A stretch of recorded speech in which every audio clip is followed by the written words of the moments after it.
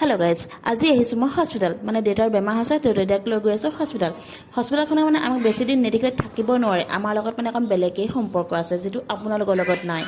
আৰু গৈ পাই মোক ডক্টৰে দিলে চিৰিঞ্জ আনিবলৈ। ইমান ডাঙৰ হস্পিটেলখন এনেই বনাইছে ৰাইজ, এটা বস্তু কিনিবলগীয়া হয় সেইকাৰণে মই কিনিবলৈ আহি পালোঁ প্ৰফুল্ল মেডিকেল।